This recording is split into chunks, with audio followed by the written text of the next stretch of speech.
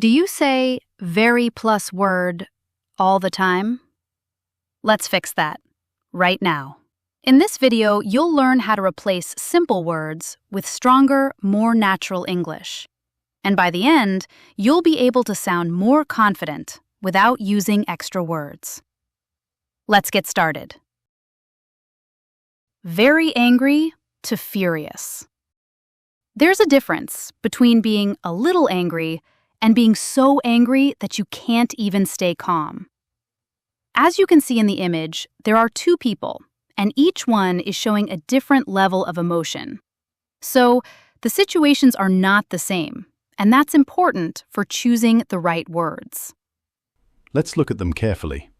The person on the left, wearing blue, is angry, but not at an extreme level. In this case, we can simply say, "I'm very angry." Now look at the other situation. This emotion is much stronger, more intense, and more aggressive. Here, a stronger word fits better. We say, "I'm furious."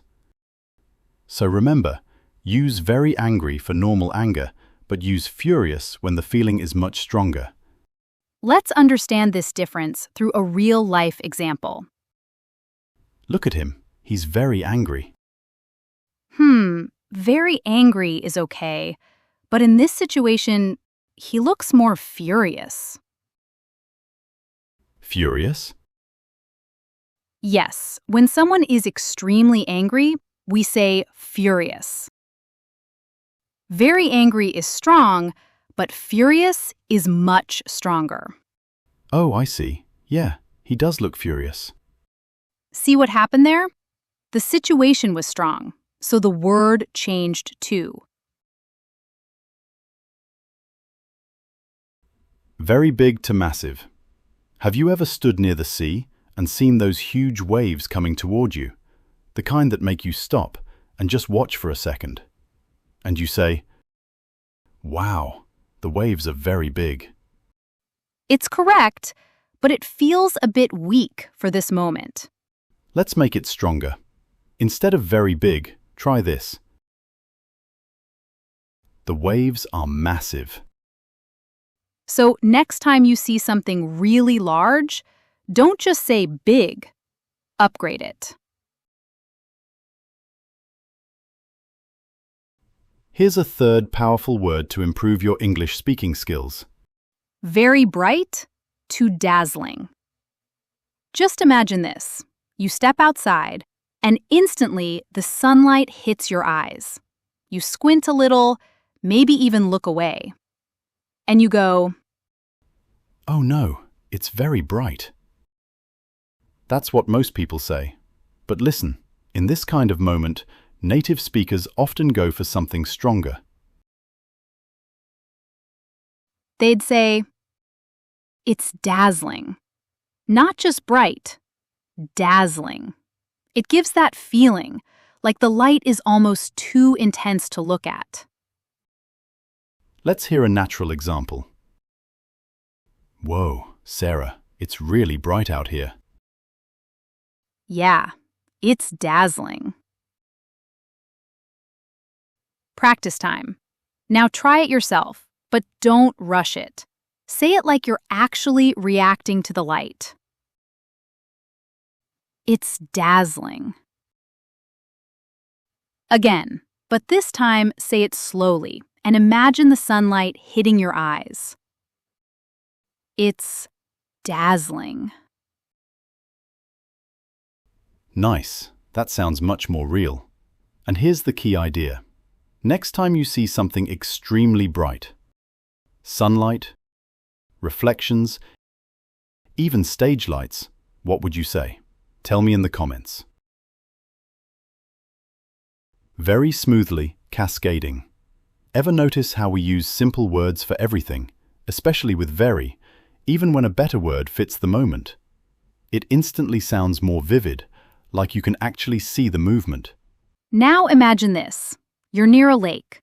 The water is moving slowly, very calm.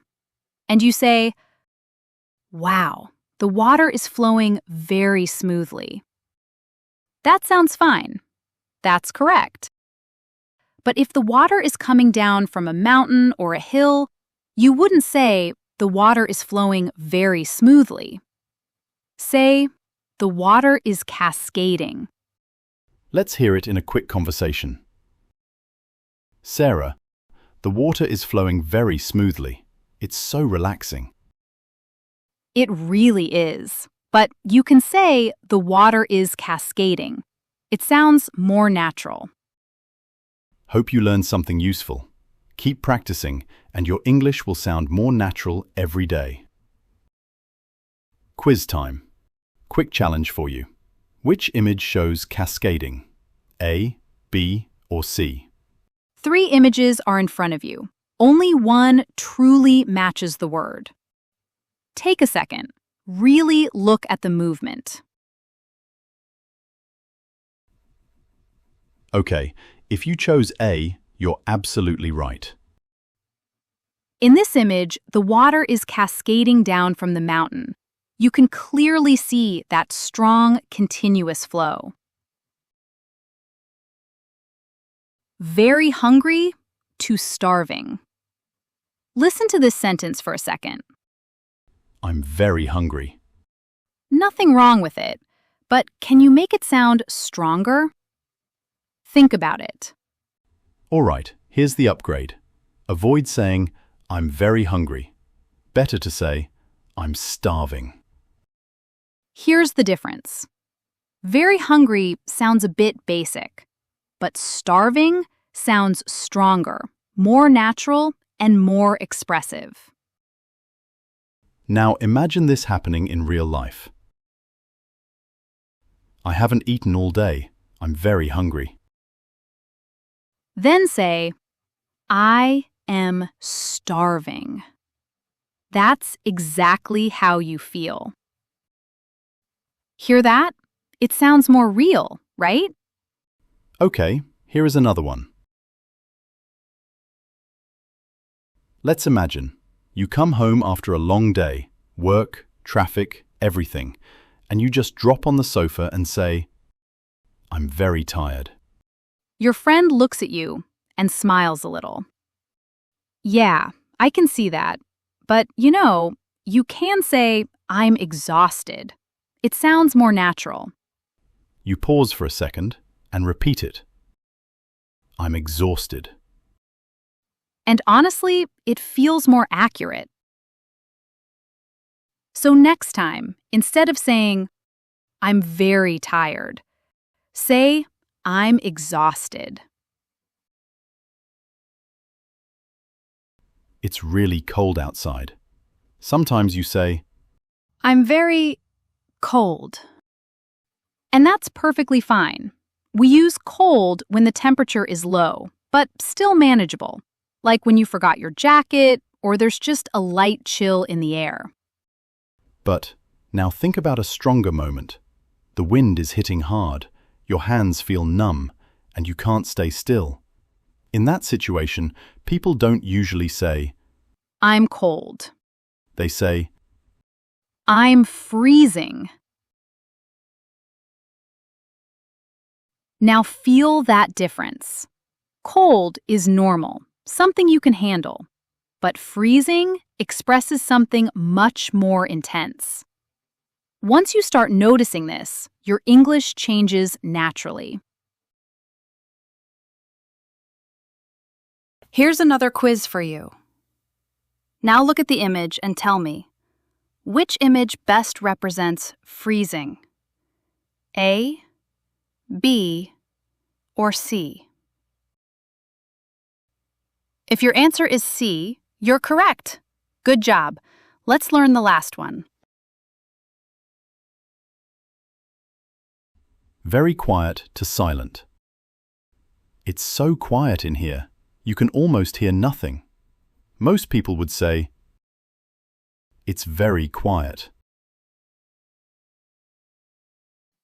It's silent. Feel that? Quiet is normal, but silent? That feels complete, like everything has stopped.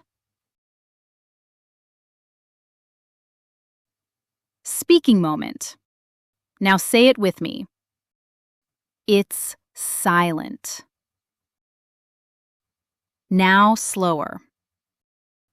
It's silent. Great work. Now imagine you're in a place like this. What would you say? Type your answer in the comments. Wait, quick tip. If you always use basic words, your English will sound basic. To sound more natural, start upgrading your vocabulary.